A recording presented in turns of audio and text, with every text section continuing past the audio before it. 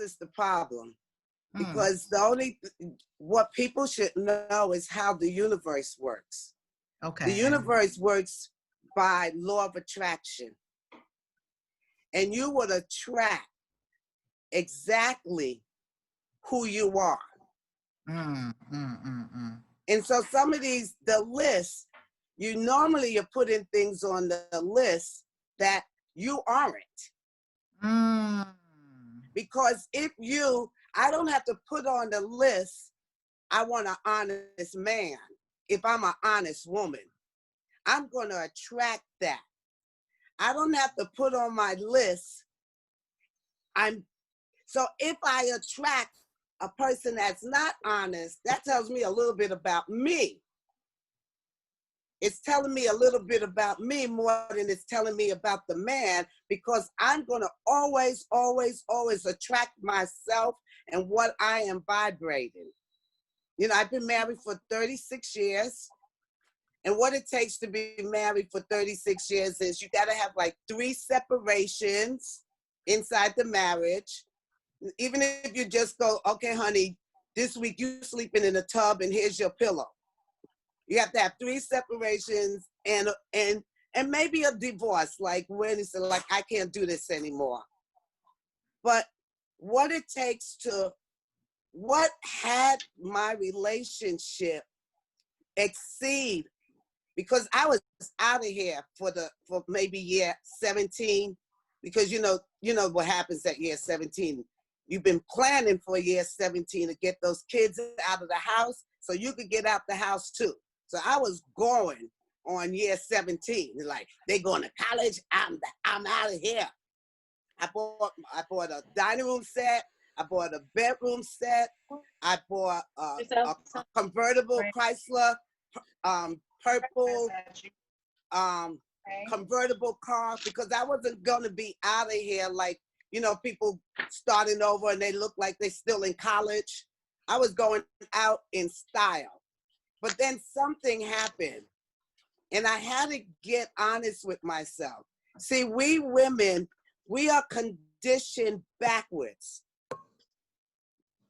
The one thing that will have you fail, and I'm sorry if I insult any people, is your belief in religion.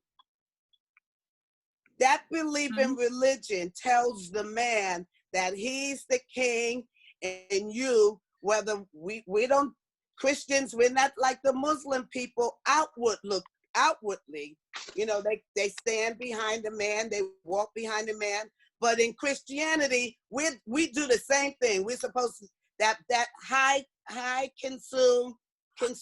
We believe in that thing you always heard. Behind some good man, there's a woman. So it's ingrained in us that we have to take the back seat.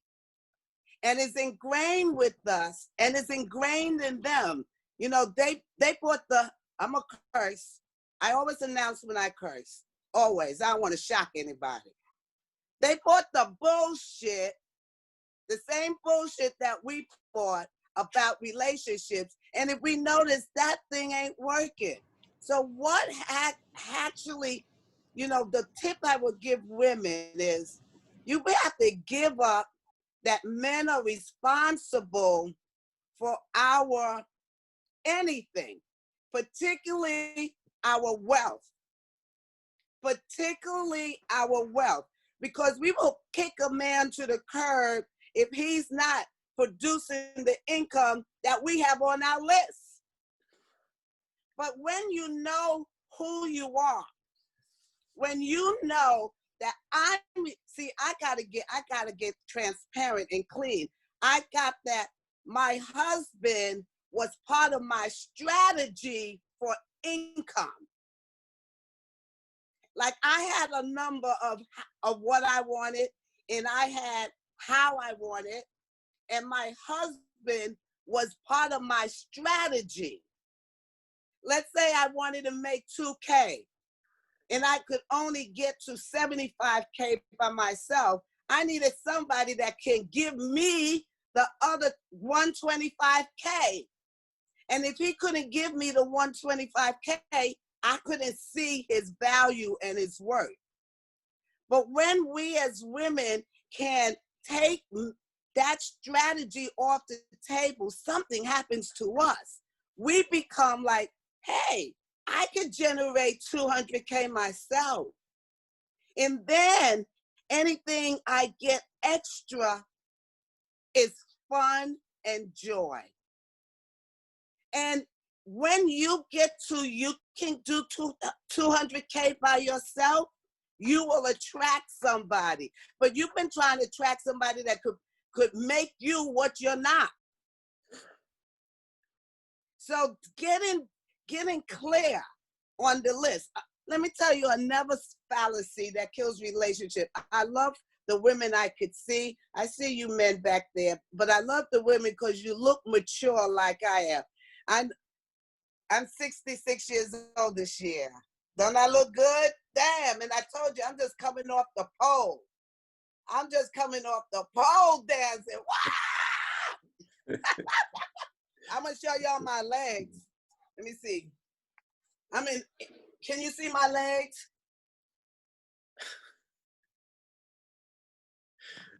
Oh no, I'm just trying to, well, you get to see them another time.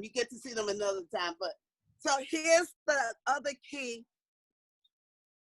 You know, I tell men all the time, if a woman didn't teach you how to do it to a woman, you don't know much. You don't know much about pleasure. Because ain't no man know more than a woman's body than a woman. And one of the things we do with men, inside of that religion stuff, we surrender and don't be happy. Whole lot of people having sex, but not a whole lot of people having pleasure. And I'm about pleasure. A whole lot of, and women, if you are having sex and no pleasure, you are guilty. You are as guilty as I am about racism. You know, what I've been looking at in this period that we've been talking about racism is how do I keep the racism, you guys keep going in and out. How do I keep racism in place? One of the ways I keep racism in place is I'm an expert at making white people feel comfortable. I am an expert at making white people feel comfortable. I smile. I know, I've been bused since I was in 2nd grade, so I know how to make them feel safe and comfortable. That is what we do sometimes in our relationships with the other, whether it's the other woman or other man. We acquiesce, particularly of pleasure.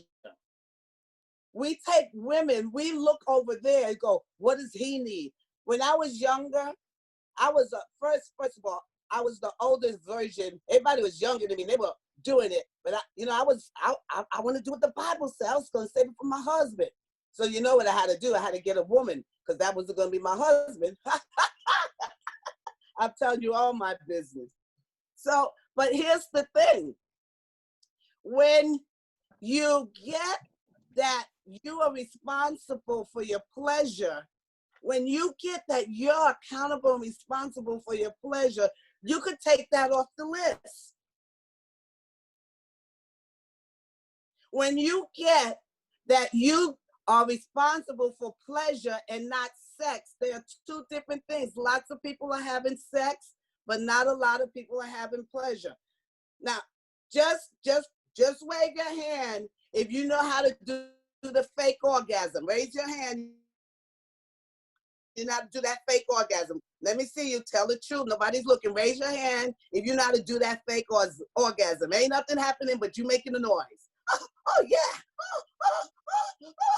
Ain't nothing happening, but you making the noise. Nothing is happening. Come on. Nobody's going to say they know how to do that. Somebody raise your hand. You grinning at me, but you ain't raising your hand. So when you're being responsible for your own pleasure, I work with women I've been working with women for over 30 years. I've worked on every continent except for Antarctica. And women, we pretty much are the same around the world. And I've worked with women as young as 80 years old. And if you put an 80-year-old and a 26-year-old in the room, they pretty much have the same story. That they've given it up to the male counterpart. They've given up a lot of themselves. And so somewhere around 42, the woman begins to ask the question, where am I? Who am I? Is this all there is? I like to call the older women that I work with, I say, oh, your name is Stella. Because when I finish with you, you're going to get your groove back. And the law of attraction is if you ain't turned on, you can't have a turned on relationship. You just can't. Because nobody can turn you on but you. So the most fundamental relationship is the one you're having with yourself. Are you having a fulfilling life? Are you having a life that the light is so bright in you that it becomes attractive, and that's all that will come to you? If you're having a miserable life, you're going to attract a miserable person, and the two of you will commiserate. And after the 3 months of, oh, this newness, like this is a new relationship. A lot of people are addicted to that new feeling. I had one girlfriend, she didn't want to talk to me because every other year she was in love with somebody. And then I finally, one day I said to her, tell me about that person in month 9. If they could get to month 9 with you, I would listen to you. Which brings me to the next thing I want to talk to women about. I don't know how many of you are single, and I don't know how long. I know both women and men, when our heart is broken, it's broken. It's a human phenomenon. Women don't think men have heartbreaks, but they have heartbreaks. Somebody could break their heart. And I don't know how long it takes for women to grieve. Everybody has a different grieving. So you can even see somebody that's out there, their heart's broken, they get up off the couch and they start doing the wild thing and they look like they're free. No, that's just a different way of handling the grief, not to feel, being promiscuous, running around, doing lots of things. But what it takes to have this kind of relationship is to go inward. It's an inward journey because that's the most important relationship you'll ever have in your life, is the one with you. And if you don't have a sense that you're whole and complete, that is what's gonna attract somebody that will treat you exactly how you feel. They will treat you as though you are not whole and complete. Women, we live in a different time. Some of you may not understand what it is to be living in the age of Aquarius. So hi, Jordan. Let me explain to you. And so I want you to know I did go to seminary when I was like 24. I didn't complete seminary because something wasn't straight. But as I've been doing my research,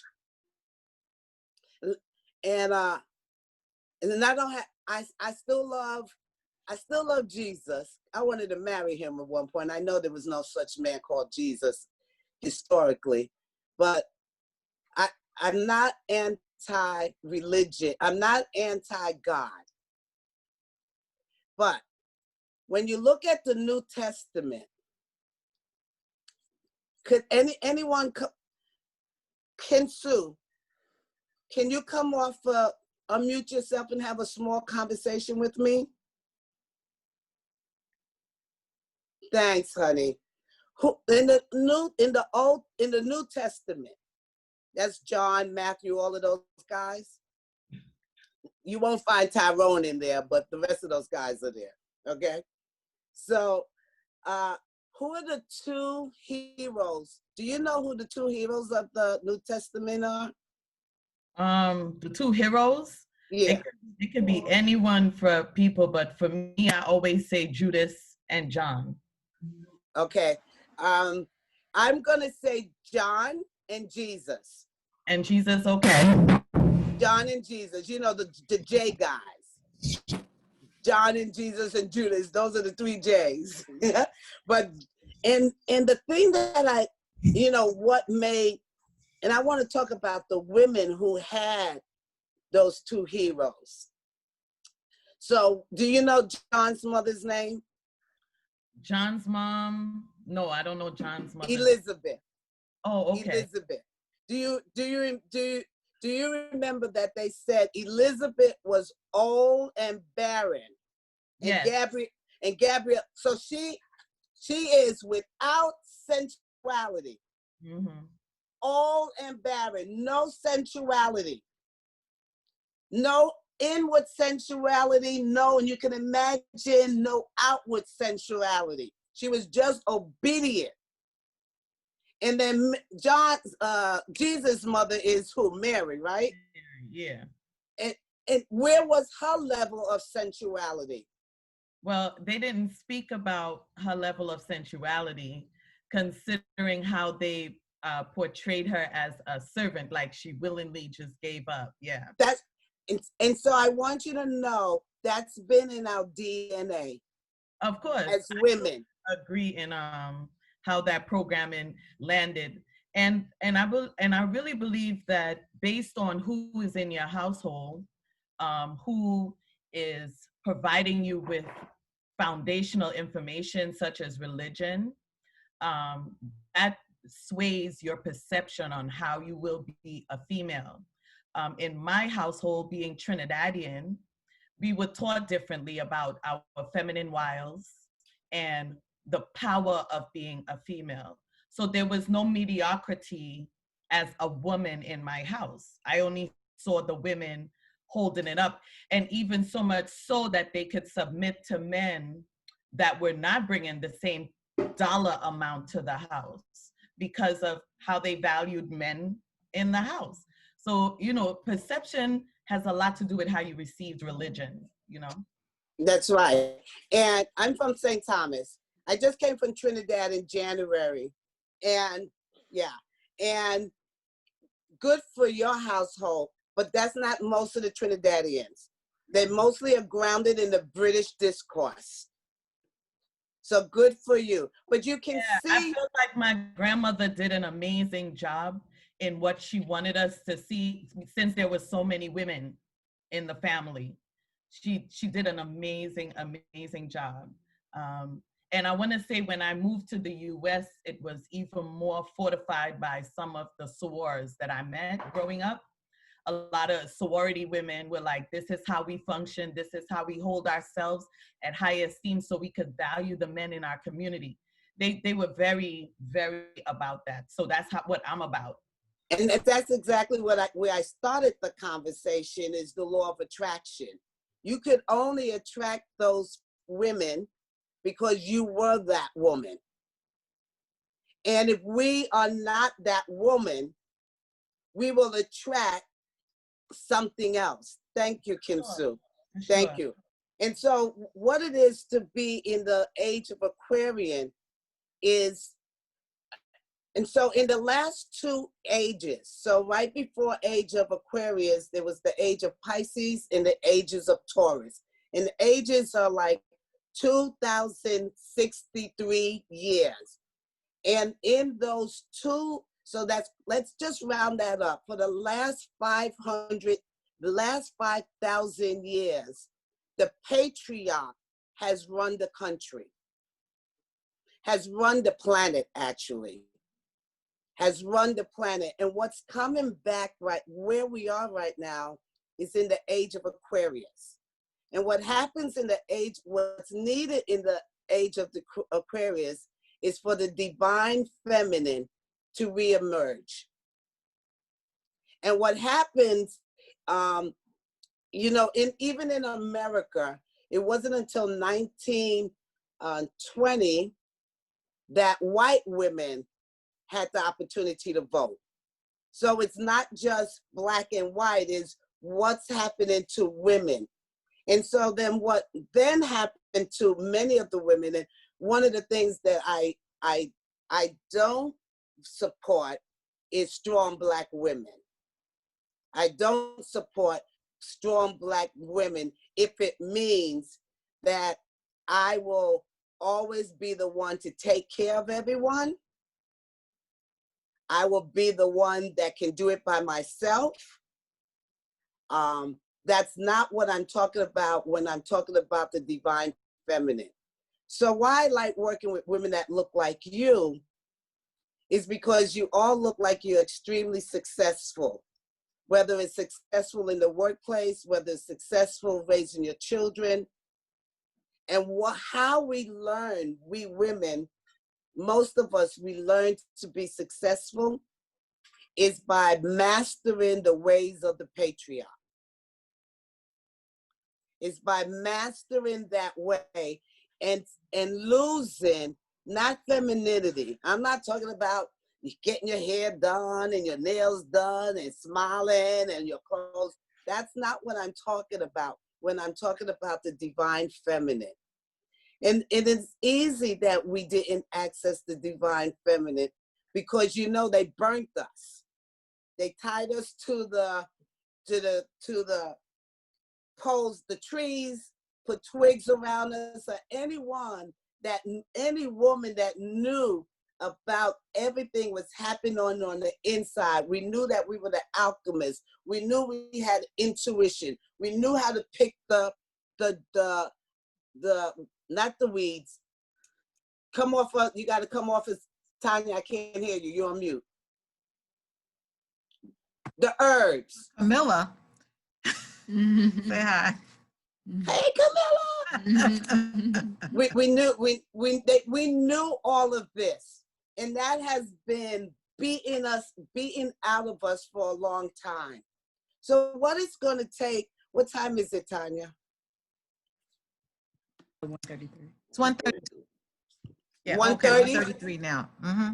Okay, so I got 2 more minutes. So I'm going to talk, and then I'm going to ask question, take any question.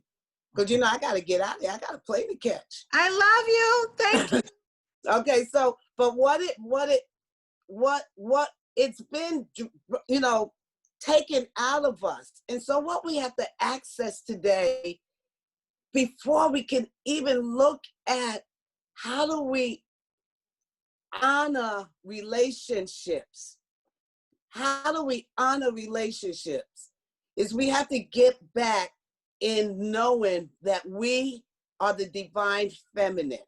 And you can't get there alone. It happens in sisterhood, which is a whole other conversations, because most of us can tell you a story where the common denominator is, you know, I can't trust them sisters.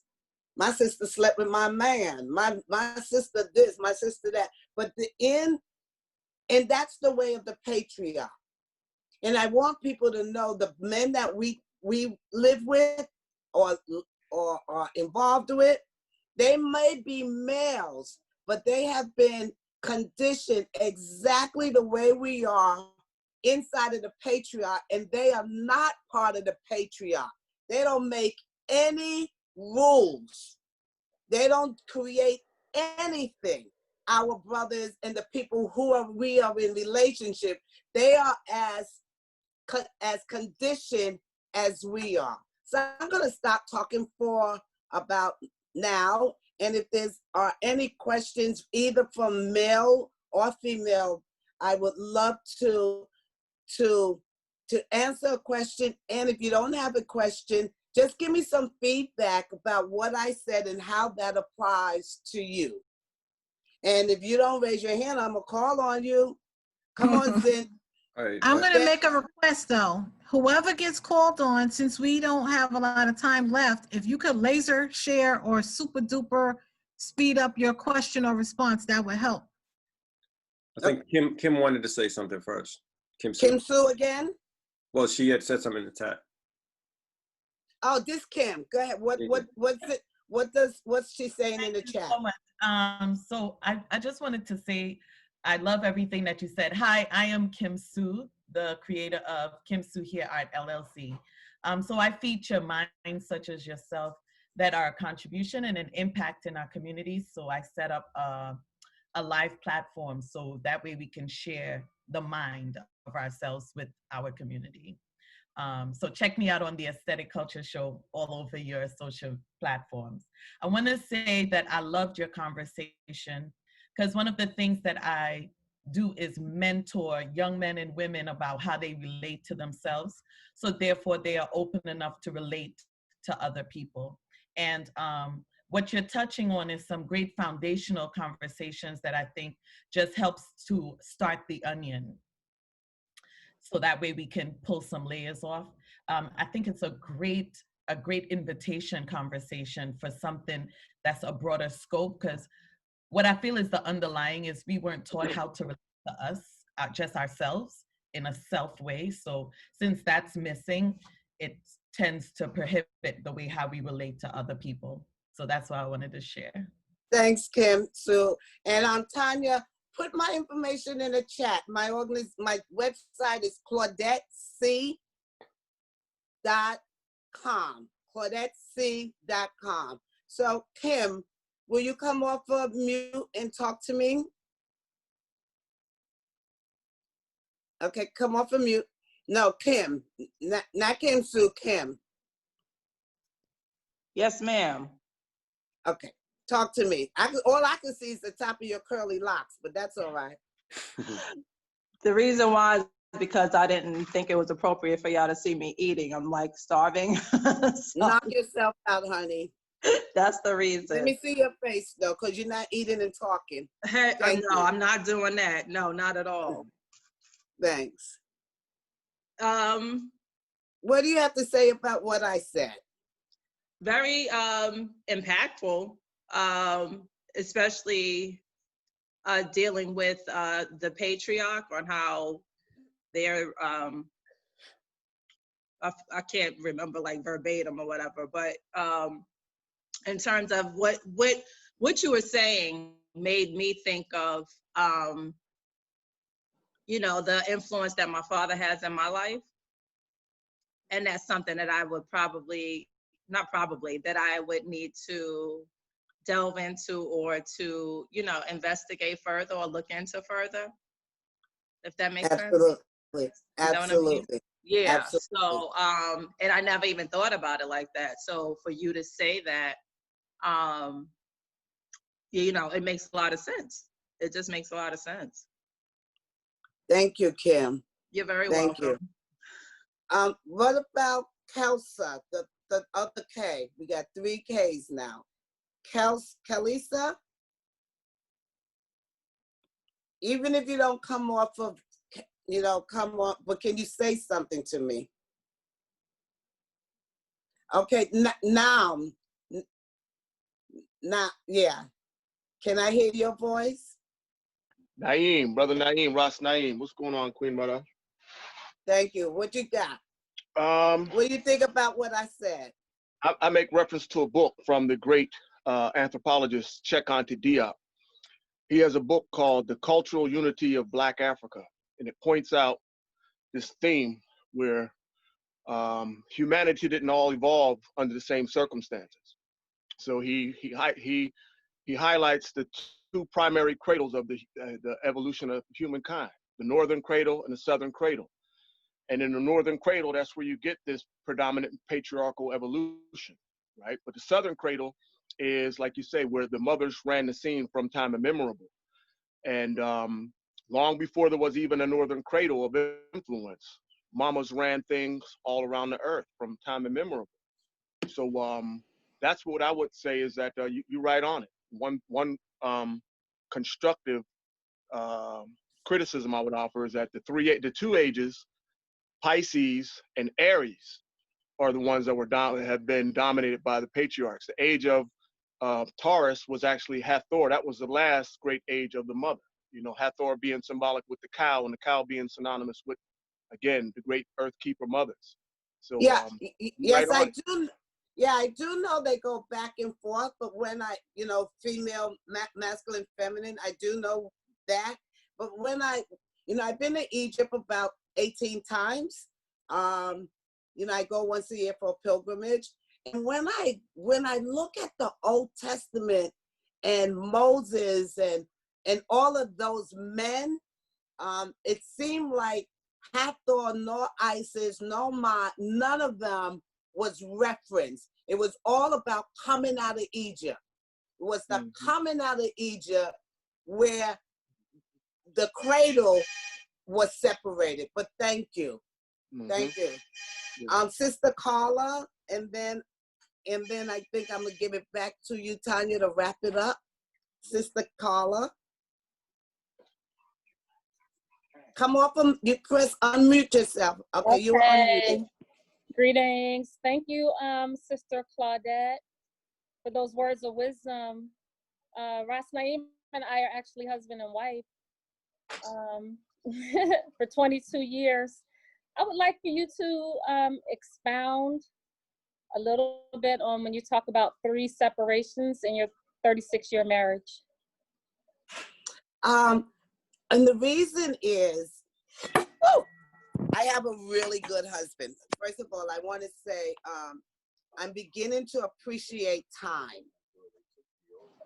So, and what time allows for is for the day, you know, when they said, you know, I always tell people when they said it made heaven and earth in 7 days, that didn't mean anything like 24 hours. When something was done, then it was a day.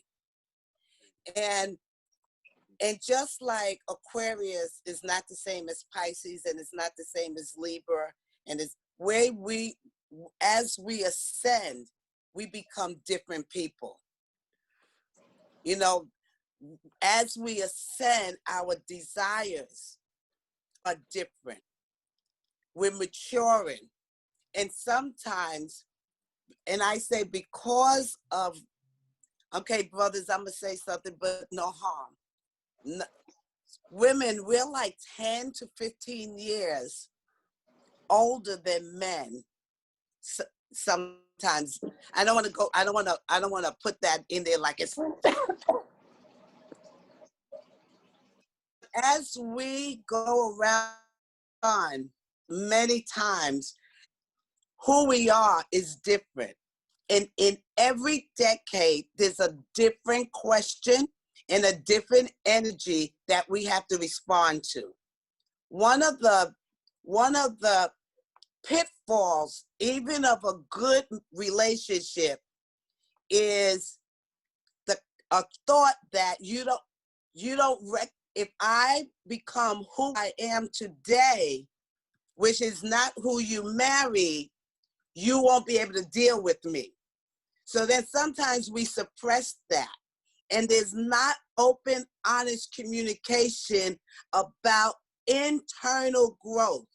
We live in a world where everything is about the external things. We could talk about the house, we could talk about the bills, we could talk about the kids, but when are we going to talk about my soul's journey? My soul's journey. I love you, and I have some work to do by myself. I think my marriage would have been better if I had a second house, if I had a red tent. If I had a second house, it would have been, let me go here and take care of me and create my environment so that I can love us. Not love you, but love us. Because the us is, I love who we are together. I love what happens to me with you. I don't love you. If it's only about loving you, there's that separation. I got to fall in love with us. And so if you're married for if I'm together with this man for 37 years, as I'm going through the decades, I'm evolving into a different woman with the woman, WOMBMAN, the woman, not the woman. And as I develop into a woman, I cannot expect a masculine to understand my needs, just like I don't fully understand his, but I will give him the space. And then if I keep everything internal, by the time I'm in my fourth separation, it's like, oh, I can't do this anymore because I am dying. My soul is crying, and I got to respond to her. I have to respond to her. So I got to go. And if it wasn't for my husband, he thought he bought me books telling me I was on menopause. I said, honey, I'm not on menopause. I'm on men on pause. Not no menopause, men on pause. Out. But he was able to access his, we both are masculine and feminine energies, not male and female.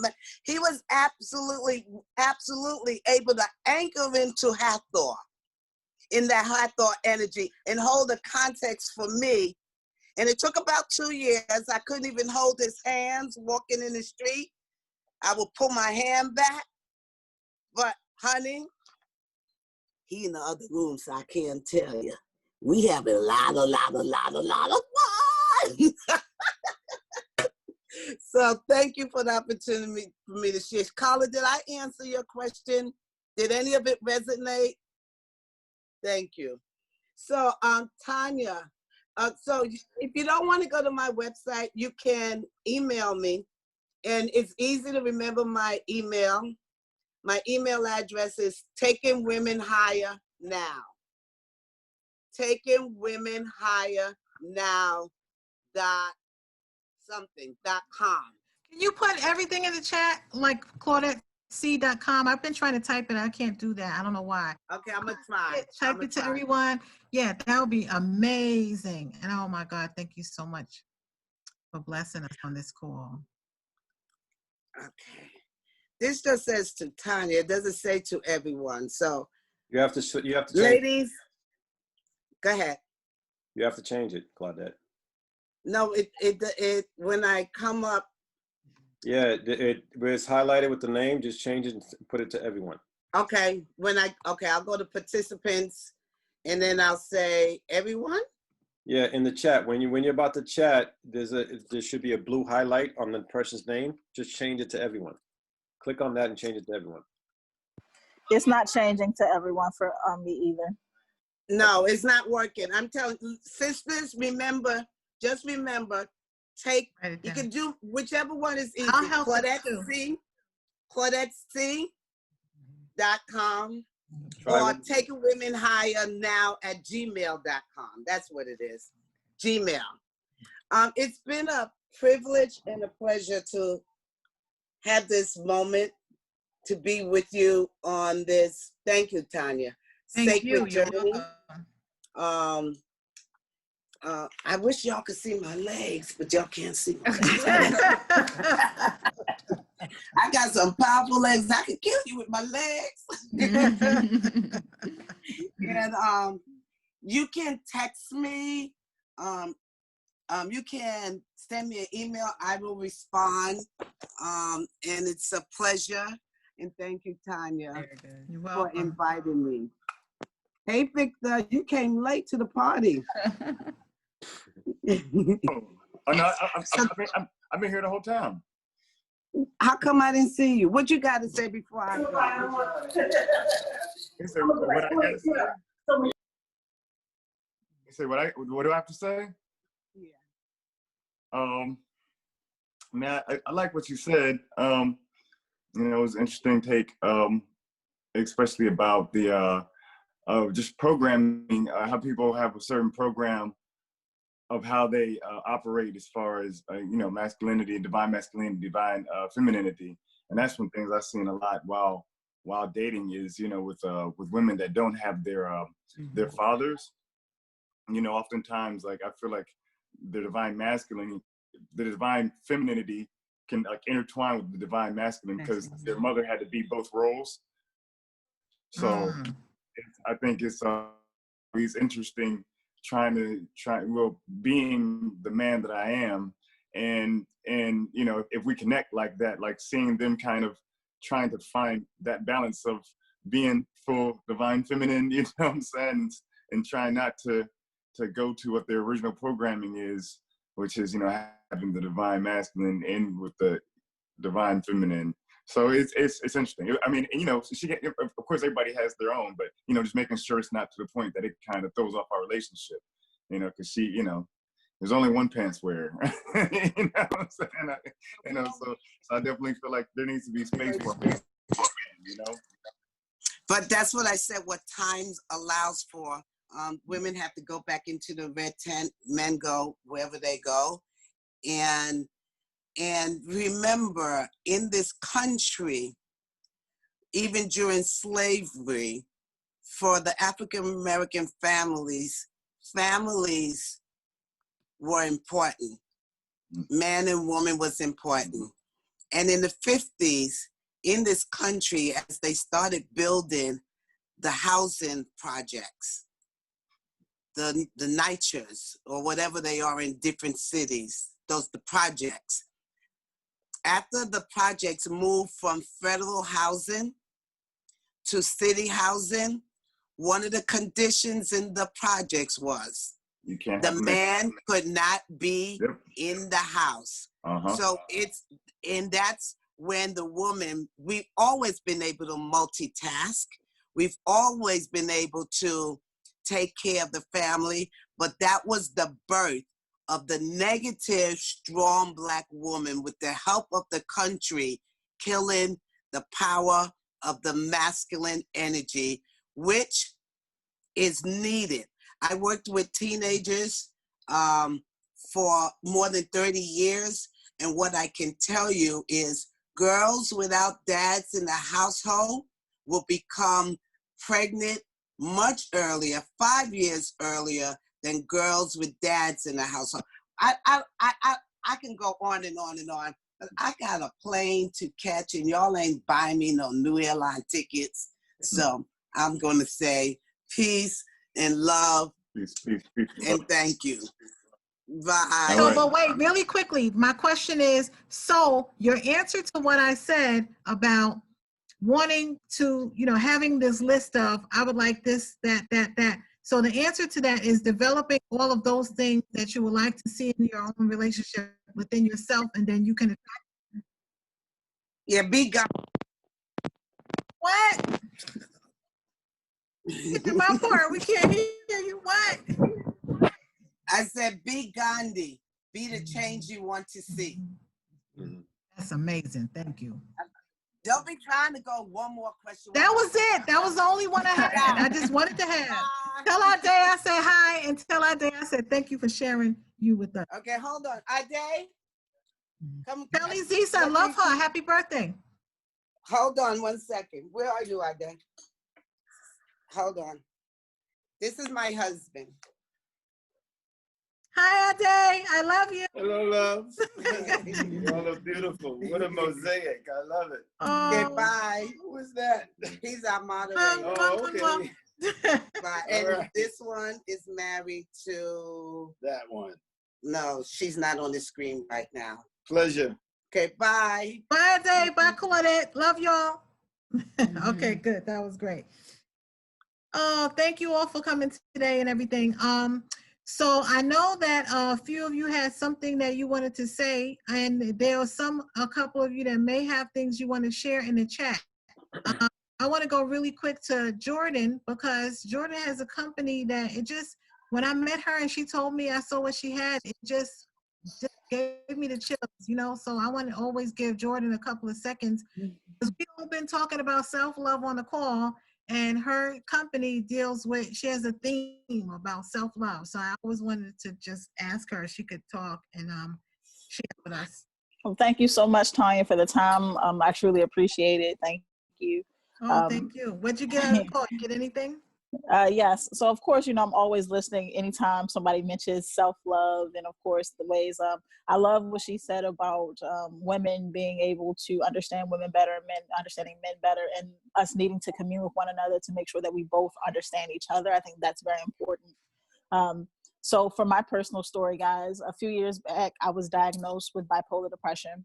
I weigh about 200 pounds now, but when I was diagnosed, I weighed about 120 pounds. And so visibly sick, I did not like myself or love myself. There was no self-love there. So I vowed that when I got better, I would create an apparel line that actually encourages self-love. And so when you're speaking about self-love and the message, the shirt that I have on, it actually says, since the camera is in selfie mode, it actually reads correctly. It says, I love you. However, if you were actually looking at the shirt, it will be printed backwards. And so you wouldn't be able to read it just by looking at me. We would have to look in the mirror together for you to see the message. And so for me, at the time, because I was going through the mental health crisis, I didn't have anybody in my home with me to tell me how much I mattered, or to tell me how valuable I was, or to tell me that I was worthy of being loved. And so I had to figure out a way to tell myself. And so the apparel is how I chose to do that. And so in the last 2 years, the message has been shared with over 1,000 people. Over 1,000 people have purchased shirts, and of course, they purchased them for friends, family, gifts for themselves, and it's just been a wonderful time. So again, Tanya, thank you so much for the opportunity to speak. Thank you. And Stand up, let us see the shirt. We got to see it. I didn't wear mine today. I wore it last week. All right. So yeah, this is the I Love You shirt. And we actually sell it in 3 different colorways. We currently have it in this colorway here. Then we have it with, it's a orange, like a white orange on blue. And then the last colorway we have is a mauve tan on mauve. So yeah, so we have the I love you, you matter, you're worthy. And we also have self-love is the best love. And you know what I like about the shirt too, and I don't think I ever shared this with you, and it may be something I learned that the 3 words I love you are actually like magic words.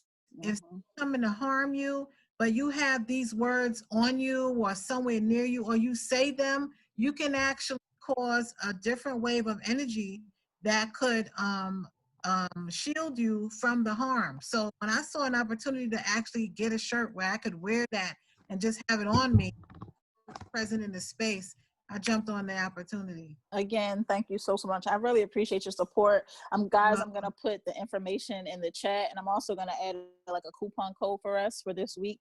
And before I go, I just want to say hey to my Morehouse brother that's on the call.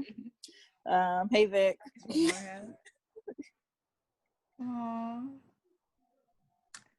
Thank you. Hey, bro. So I know that Naeem had a lot that he wanted to share, but I'm going to go to Jomo first. Hi, Jomo. So happy to see you on the call. Were you here thing, or did you just come in? I just came in. Oh, well, welcome. I'm sorry you missed Claudette. She was a treat. Yeah, I had other meetings today. Oh, I'm sorry to hear that. Well, thank you for fitting us into your schedule. I appreciate you making us a priority like that. So what Claudette basically was saying was that when we are looking for a particular relationship, the thing there is to do is to become everything we'd like to attract relationships, so that this way it could happen. Because she said if we just have a list of things that we are not, that we would like to see in the person who we're asking to show up, then it will never happen. Okay. And so just based on that, she was saying that developing your relationship with yourself and sharpening becoming the best person that you could be, right? That's going to put you in the best position to attract the relationship that's for you. You attract the frequency that you're on. Yeah. So based on all of that, would you like to weigh in? Not right now. Yeah. But I'm basically in general agreement, I think that'd be more fair, to be what you're trying to attract, and sometimes people aren't what they're trying to attract, and they want to criticize the other person for what they're not, but at the same time, you're not, you're just going by ideas that's in your head. So, and I also believe that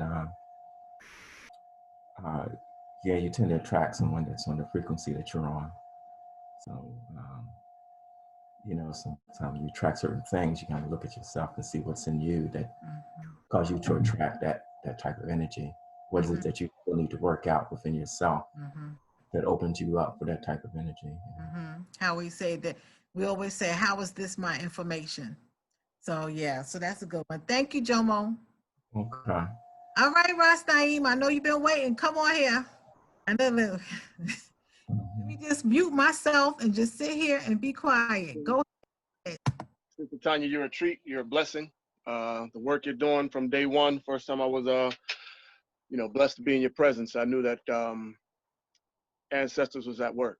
You know that, yeah, that we had work to do in this time, and we've done good works in previous times. So I'm just thankful that, you know, we got the kind of connection that we do. That you honor my 2 cents, my, you know, my little 2 pieces of the ball, my small perspective of trying to navigate this crazy world. What's up, Carmela? Oh, what's going on, young lady? It's good to see you. Good to see you. So, you know, I was kind of put a couple things down that I really want to put out there. And like I say, I reiterate my 2 shoes. I got 2 cents. I don't have all the angles, but certain things, certain changes that I made in my own value system helped me to find the love of my life, you know. And again, it's crazy how the irony is, when I found her is when I was not looking for her. You know what I'm saying? When I was not searching, that's when she fell in my lap. But for all of us, particularly my brothers, we have to be honest about the space and the time that we live in. In the world that we live in, we're constantly being bombarded with provocations that play on perversion. You know, I'm gonna say that again. We're constantly being bombarded with provocations that play on perversion. We all have to be real with ourselves. If we live in the Western world, you know, sex sells, sex and violence sells. You know, so a lot of what I came to understand as a young man that worked its way into my programming and consciousness had a lot of perversion shrouding it. You know, my ideas of what I thought I wanted in a woman, what I needed a woman, what I should experience when I find the woman in my dreams, a lot of it was shrouded in perversion, you know. And what I found was that when I started a phase of intentional abstinence, you know, in my early 20s, the nature of my relationships changed. Not just, you know, my personal, intimate relationships, but my friendships with women. The conversations I had with women changed. Once I was no longer, or once I was able, should I say, to have a system to counteract the provocations that would trigger my perversions, you know? When I was able to develop a system where I didn't just react anytime I got a sign or a signal that, hey, if you want to get in, you can get in, then the nature of the friendships, the type of friendships, there were certain systems that I had known for years, and I never befriended them just because they didn't fit into the format of the perversion. And once I was able to actually engage with these sisters with a value system that says, man, look at this sister, you know, she ain't putting out, she ain't, you know, fitting all these molds, but look what all she's creating. Look at the energy she gives off. Look how she, you know, look how she helps me free willingly with, you know, no kind of strings attached, if you will. So I just, you know, without going too deep into that, I mean, we live in the Western world where a lot of the ways that we are controlled are through our senses and through our emotions. And if we can't control our own senses and emotions, if we can't control what we value in the folks that are around us, then it's almost like we're fighting a losing battle, right? Love is a magnetic force. The more we exercise love, the more we share love in whatever we do, with whoever is close enough to receive it, whether they acting right or not. The more we act from a place of love, you know, the more we are treating others how we want others to treat us, we raise our magnetism. We raise our magi state. You know what I'm saying? And sometimes the greatest acts of love are the ones that nobody else is even watching. There ain't no crowd around. You know what I'm saying? Watching you get down on your knee and offer up some roses. It's the stuff we're doing for the folks that seem hopeless, and you don't really got to give them no time or no energy, you know, but you give them a little time and little energy. You lift the person's day just because you got love in your heart. That increases your magnetism. So that's another thing that I strongly suggest, that, you know, if we're searching for love, then we need to be vessels of love every chance we get, not just for the good looking people in our world, but the folks that's out there looking rough and, you know what I'm saying, sometimes they smelling away, sometimes whatever they can, as long as they're not defiling us, every chance we get, we need to be blessing them with some love, some inspiration, some encouragement. That it only increases our magnetism. And if we're seeking love, then I say that's ingredient number, that's what I would recommend, ingredient number one. You know what the sisters say, be the change that you want to see in the world. If you want more love in your life, then give more love in your day-to-day movements. You know what I'm saying? Free willing, you know? And that takes us to this thing called unconditional love.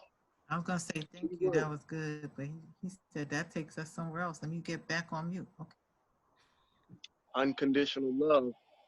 It don't matter what reaction the other counterpart is. Again, whether it's a lover or just a random person on the street. If you're offering love unconditional, then I mean that's healing up this world one heart at a time, you know, one heart at a time. So I mean I could go on, but I want to hear what some of these other brothers, the angles they got, you know, because again, it's only 2 cents. It's only a small perspective of the ball. When we bring our collective perspectives together, that's when we can really create and manifest the change that we want to happen in this world, you know? Yeah. You're on mute. You're on mute. Tanya, on mute. Sorry, I thought I pressed unmute. No, I was saying thank you for that. I knew I could count on you to deliver something that we could really, really use to top this off. And so, Victor, do you have anything? Yeah, I really like what the brother was saying. And I definitely, I've had a very similar experience, and actually kind of going through a similar experience. I'm on like month number six of abstinence right now. And just the dynamics of relationship with women are so much more just colorful. And it's such as devout appreciation, unconditional loving appreciation for just female energy in general. And I think like being able to be able to reflect that love from a place outside of my lower nature definitely allows for just more full relationships in all aspects. But like my man was saying, when you become that vessel for that love, that's when you are able to really attract the kind of people that you want into your life. But it's definitely like a reprogramming and a lot of self-assessment. So, you know, I know, you know, from a man, it's more on our basic needs look like, you know, just like lust. You know, I think more like with, and I may be wrong, but a lot of times with women, it's more like security and, you know, and image. You know, so, but I think sometimes when you kind of get stuck on the programming of finding people that fit that mold, that little checklist, you know, that's a lot what the sister was talking about earlier, as far as getting stuck on what it is that you see as this desired picture outside of what you are yourself. So yeah, I really think it, you know, it starts with analyzing your past, what's been running your life, that subliminal subconscious programming, being able to change that, heal those wounds, love yourself, and exude that love, you know, because the fact is God's in everybody. He's in everybody. You know, I've had somebody tell me, a religious person tell me like, oh, I love the Bible, but I just hate people. And I'm like, you know, please, like, you know, God's in everybody. So you can't say that. This is different perspectives and manifestation of God. So yeah, you know, love people, love yourself. Well, love yourself, people. Love yourself first. Love people, you know, and continue to heal wherever you see something is awry. Oh, and I think something that's important too is communication. I think communication is really key but being able to communicate through a space of that love and through empathy, you know? And a lot of times people communicate through a space of emotions, like lower emotions, you know? So it's always good to just make sure when you're communicating, especially with somebody that you know, you love, you're interested in, to, you know, step back, you know, compose yourself, emotionally compose yourself, and then communicate what you want. Because it only takes, you know, it only takes a couple minutes to burn something that may have taken years to build. So, so yeah, you know, communicate with that compassion and from that loving place. I think that's that can help continue, you know, in growing that love, especially when it comes to, you know, with others. That's real good. Thank you. And I'm complete. Yeah, no worries. Thank you. Okay, so I'm gonna. You're on mute, Tanya. Can't hear you, sis. Pressing it, and it looks like it's off. So I was going to ask George if he had anything, and then he can close it out after he shares. And then, you know, I just want to say thank you to everybody for showing up, for supporting the call. And I say, let's keep it going. There are a million things we could talk about, you know, that don't even have anything to do with relationships. We're all here trying to become the best human beings we can become. And I think this is an excellent place to be able to get just some little information that we may need to assist us on our own personal journey to becoming our best. So, you know, let me know if you guys have information that you want me to discuss, or you have something you want to come on to share. You know, I'm open to that. Okay, so George, you have anything? Well, yeah. Thank you. Well, first off, thank you for having me. Everyone, thank you for being on here.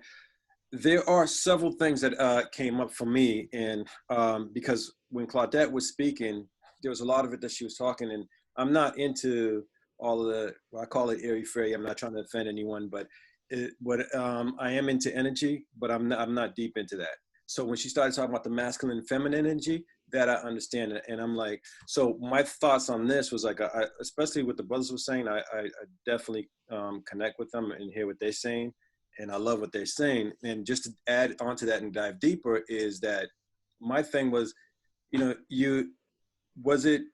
because most people are talking about love. Now we have to get specific, because there's different types of love. There's like the unconditional love. You know, there's a parent to child love. And if we're talking about a relationship, and we're specifically talking about a relationship, and what Victor was just saying about communication, I think that's very, very important. And you have to know how to communicate, though. And you also have to know that if it's in a relationship where, you know, you're a significant other and you're in a relationship, then you have to look at, how do we communicate? You have to know what type of relationship you're in, first off, before you move forward. And I would say, or know what position you're in the relationship, because there's people that they're in a relationship, there's love and there's passion, and that's great. Then there's people that's in a relationship where there's love, but there's no passion. And then there's people that's in a relationship that there's not much love and not much passion. And then there's the people that's in a relationship, but they're planning their escape. And then there's a relationship where someone is not in a relationship, but they don't want to be in a relationship. And then there's someone that's in a relationship, or not in a relationship, and want to be in a relationship. So you have to know where you are. I think that's one of the first steps that you have to know, is know where you are and know where you're going. And I agree with you, Tanya, talking about having a list. You should have a list of what you want for the people, for the person that you want to attract in your life. But then you also have to look at how, who would attract this person. So how do I work on myself to become the person that would attract this type of energy? And then also, I believe that when it comes to relationship, 95% of the relationship is done through selection.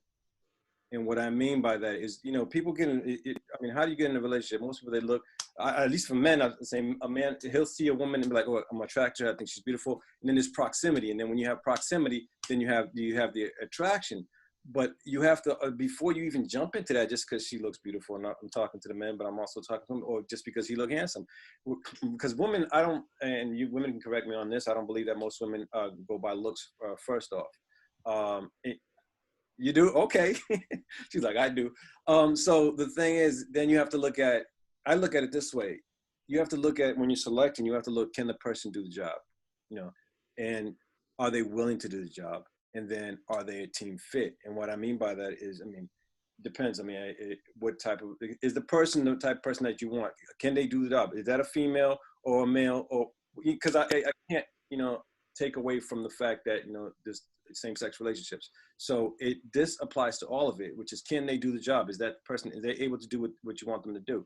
And then the next thing is, are they willing to do it? And then the other part is, are they a team fit? Are they about you and you about them? And then you have to look at,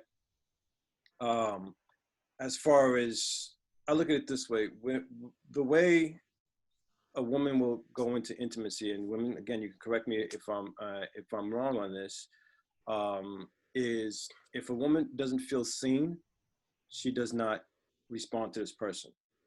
If she doesn't feel understood, she's going to be resisting this person, and she's got to feel safe with you.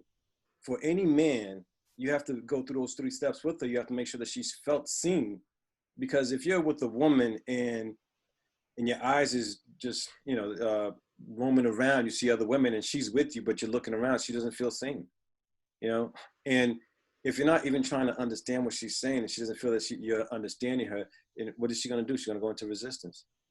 And then also, if she doesn't feel safe with you, if anytime you get mad, it's like you get, and you get to that point where she feels that you might do some type of harm, she's not gonna be able to be open with you. Because guys, in order for a guy to feel that he can be in this relationship with this woman, first he's got to be able to feel that he's not criticized.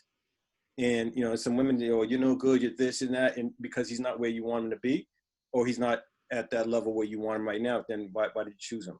And then also, if he feels that you're being closed with him and you're not being open. And so I would suggest, you know, and again, I'm just speaking from my perspective, is be open with that person. And then for a man, if he feels controlled, he's not gonna want to be there. You got to give him the freedom, and it's like, nah, you know, you got to give him the freedom and allow him to feel that he's. I know Claudette was talking about, you know, the dominance and all this, and for me with that, I say, hey, I believe that most men don't want to be controlled. And what I mean by that is not, you know, and when I say controlled, I mean that, you know, you're trying to tell him what to do. And of course you guys have to speak and connect and communicate, but he does not want to feel controlled. No masculine man wants to feel controlled. You also have to look at the energies. When I talk about the energies, the masculine and feminine energy, in order for you to have a thriving, passionate relationship, you have to have polarity. And what I mean by that is you got to have masculine and feminine energy. And I don't care what sex you are. If for any relationship to be passionate, thrive, and for it to thrive, there has to be polarity. And if you have that polarity, it means that you have a feminine and a masculine energy that come together and they have polarity. If you have 2 masculine energy, you got 2 homeboys. I don't care if she's a female and she's in her masculinity, because females, what's beautiful about females, guys can do it too, but what's beautiful about females, they can go into the masculine and feminine energy in a heartbeat. For men, it's a little bit harder. So, because most guys, we reject the feminine side. We say, no, that's weak. So we reject it. And so with that is, you have, as far as you have to know who you are at your core, what energy you resonate. And if you're masculine at your core, female woman, it's okay. You know, you just have to know that you have to get a man that is feminine at his core. I mean, that's a whole nother topic, but you have to look at that and say, okay, you know what?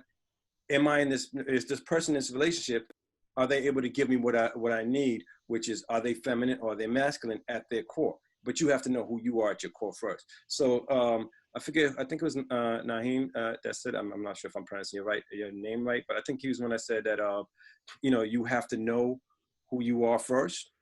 You know, and I truly believe that you have to know who you are first, because if you don't know where you're coming from, then you can't attract the person that you want in your life. But I do believe that, because I look at it this way: how do you know that this person is your soulmate if you don't know what your soulmate is? If you don't know what you're looking for, you have to definitely look at that. You got to say, hey, you know what? This is what I want in a woman. This is what I want in a man. And have that, and then say, okay, what type of person would attract this person, and then work upon yourself to make sure that you are able to attract what you want in life. Absolutely. There's this book called The Way of the Superior Man by David Deida. Yeah, You know this book. Yeah. Okay. You actually talk like you've read it before. I read some of it. I haven't read the whole thing. I have a lot of books that I'm reading, but yeah, definitely, it's a powerful book. Got it. That's a really, really powerful book. And it's like if you're in a relationship like with a man, it's a good one for him to read. You know, of course, if you're a man, you should read it. And you know, if you're a woman that has masculine energy, then I think it's a really good read. Or, for you, I didn't need to. You had it on. Say that again. I don't know. Talk to him. I mean, I think he wants your car moved, Granny. He said move your car. Okay, somebody's off mute. Well, listen, please mute yourself. Whoever that is, listen, mute yourself. I think you mute also, everybody. Yeah, but Victor, look in the chat. Okay. Okay, do what? Put that book in the chat for us. Yes, I can. I'm gonna do it right now.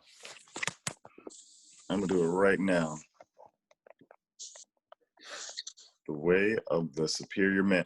But yeah, I was saying, you know, even if you're a feminine woman and you're just curious, I think it's a great way to be, just to gain definition on the way that you would like to propose, you know, ideology, on the way that you'd like to show up powerfully as a woman in your full masculine essence. Mm-hmm. And that's in your full feminine essence, you know. Exactly. And that's what it's about. Because I mean, women are just so amazingly powerful, you know, especially when given the freedom to be at their full power. So that's what, you know, the premise of the book is being able to love women to the point that they feel safe and secure and free, mm-hmm. and for them to be able to exercise their omniscient power freely. And that's the thing, is like you have to honor the feminine energy. As a masculine man, you have to honor energy, because the feminine energy wants to be free, wants to, you know, it's always about, if you've ever been with a feminine woman, she's always talking about a bunch of the things. She's all over the place, and you're like, how all over the place. And us as men, we want one thing and we focus on one thing, but she can focus on another, and we have to appreciate that, because that's mm-hmm. a beautiful thing that a woman can do that. We can't do that, no matter how hard we try. And the thing is that if you honor that energy and allow her to just blossom and be who she is, then she'll feel safe, she'll feel seen, you know, she'll feel mm-hmm. Understood, and that can help to create a better, passionate relationship. And for me, I look at it this way: if you're in a relationship and it's not a thriving, passionate relationship, you shouldn't be in the relationship. Why are you there? You know, why are you there?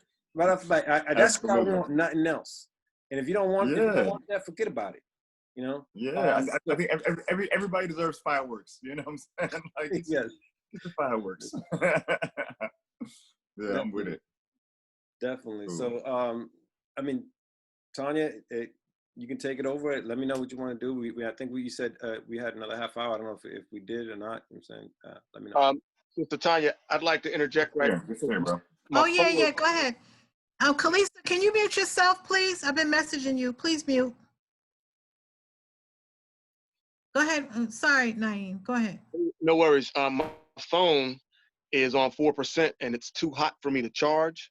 So I'm going to get cut out here in a minute. I'm going to probably go sit over Mama Carla's shoulder in a few moments. But I just wanted to give thanks for the opportunity to speak. And just to add this one last thing, you know, again, that's the love of my life. I found my best friend when I wasn't looking for her. And we got 22 years. We are proud parents of 8 children. We've had 7 unassisted home births.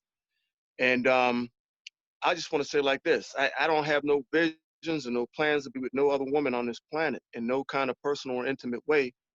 But at the same time, it's work. You know, they got this thing called happily ever after. That may exist somewhere in some dimension. But, you know, respectfully ever after, I think, is a lot closer to what we have. That idea that we ain't going to see everything the same all the time. You know, there's going to be a lot of crossroads that we get to where we have to have the humbleness and the tolerance, the compassion and empathy for one another to, like you say, maybe our whole journey is not a step for step. You know, there's certain things she wants to and needs to experience that, you know, may not be on my list. In the same way, I may have things on my list that ain't on her list. That don't mean we can't make it work. You know, so I'm just want to reiterate, reemphasize, if you find that special one and y'all got that heartical connection, don't just presume that it's happily ever after. It's work. It's humbleness, it's tolerance, Yeah, compassion, why I can't hear them? empathy. So true. You know, all these qualities, the higher qualities of our character are going I'm gonna to have be to at work in this disconnect. relationship the whole time. I If think you want to Granny go okay. What? work, you know. be connected to my head. So I'm on 1%, y'all. I'm gonna lose y'all, but I'm gonna go in there and look over Mama's shoulder. Okay. Thank you. I mean, I feel like I'm complete on this call. Is it complete? You should continue the conversation. Oh, Kim Sue wanted to say something. Go ahead, unmute Kim Sue. But can you mute Kim Kalisa for me? I muted her already. Can you guys hear me? Okay. Yes. So I love when men speak. I am such a fan of when men speak.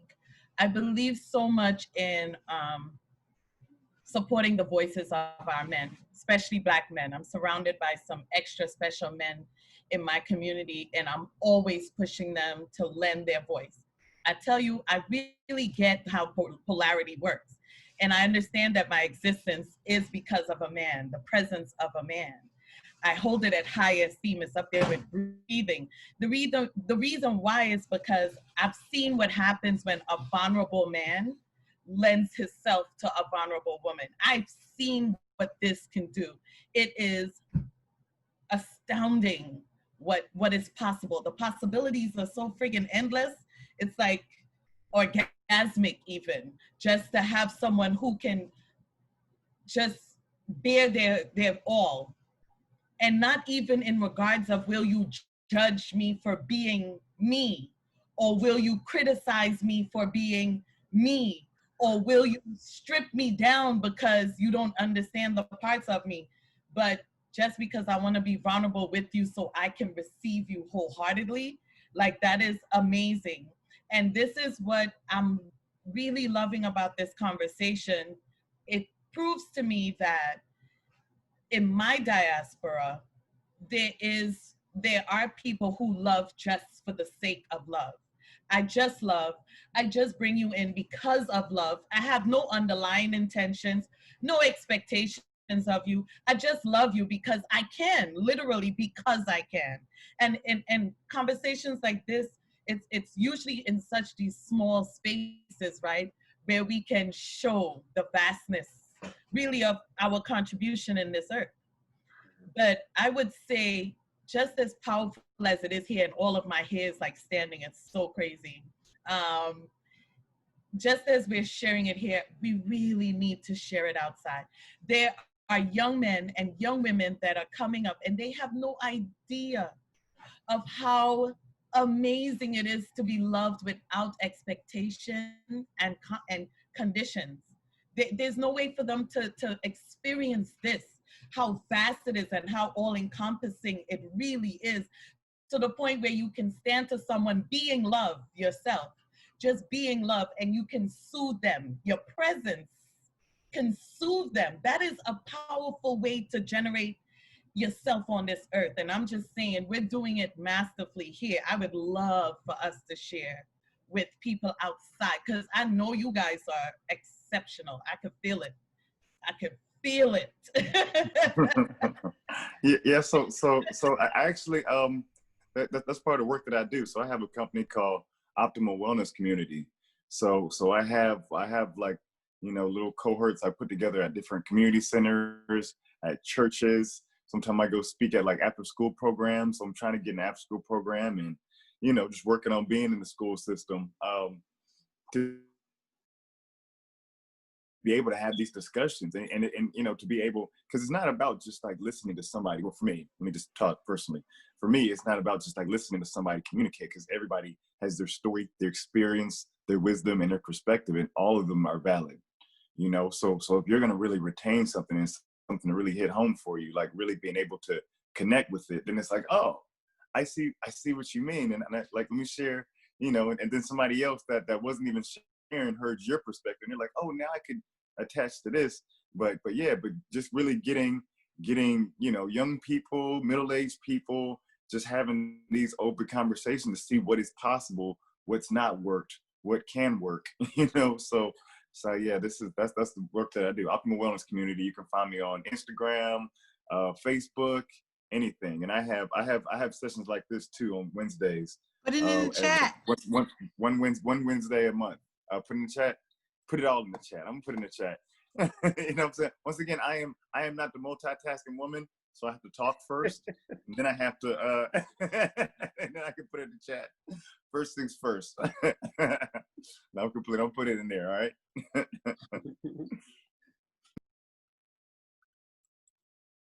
Yeah, just make sure it goes to everyone. Yeah. Oh, well, I'm speechless. I knew that I was going to come to this call like that today. I knew that the men would have so much to say and so much value to create for us as women. I knew that Claudette was going to swoop in and do what she does, you know, and I knew that in your chat, you would have all the information you needed to go to the next step of your journey. So I just kind of knew that I was going to be silent today, you know, but if any of you have a particular question that you would like me to answer or expound on, I'm here for that. But otherwise, I'm just here. I'm speechless today. I'm a listener, you know, and whenever y'all ready to go, George can take us home. I can't believe you out here just listening. This is something else. You do that? Hey, Sister Tanya, we're going to use the opportunity to use the plug. Y'all got to check out www.infinitetreasures.org. Doing a lot of good work down in this neck of the woods. www.infinite. Put it in the chat, bro. We'll send it in. Y'all got to check it out. We're doing a lot of good works in this neck of the woods. A lot of good works, a lot of incredible things coming out of the labs of Infinite Treasures. So if you ain't on it, I got to get on it. I'm just trying to tell you, trying to change the world, y'all, one heart at a time. You know, one creative works at a time. So Mama's typing it in there now. And yeah, that's all we wanted to make sure. If y'all ain't up on Infinite Treasures, you got to check it out. You got to check it out. Get you a 20% off your largest item if you want. You know, but yeah, we got all kind of transformative works coming through the lab. So check it out. Thank you. Let's see. Okay, it's typing. Thank you. Did everybody get the chat? The website should be on there.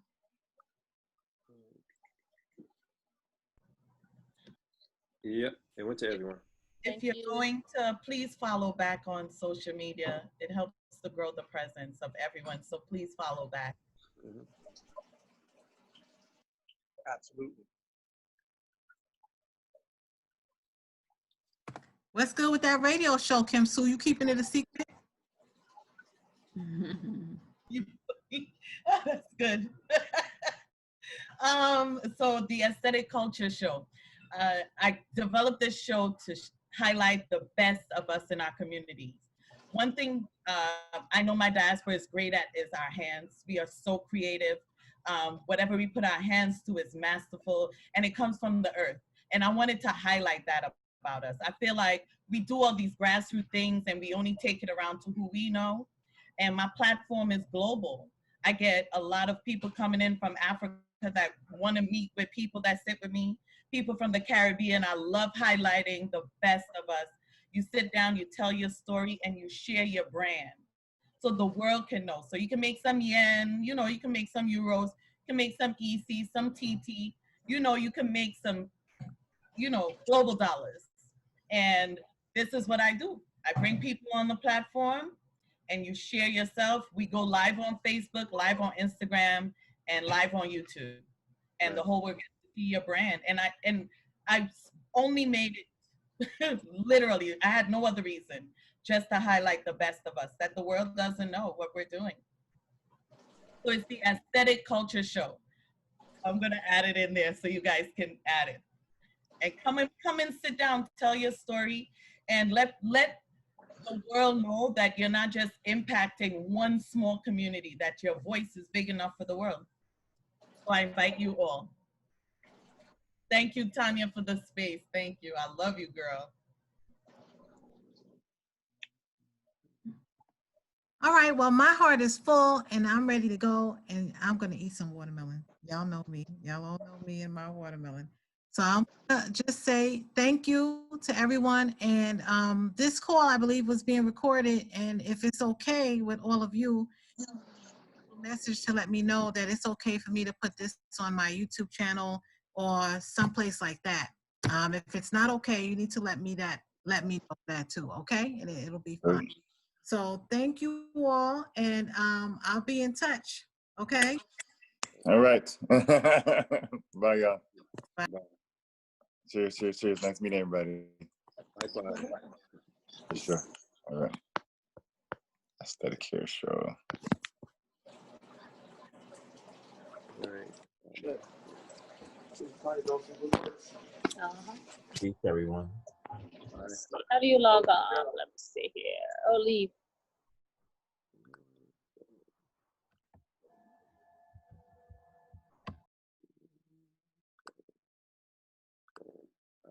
Give me a second, Tanya. I'm gonna stop the recording.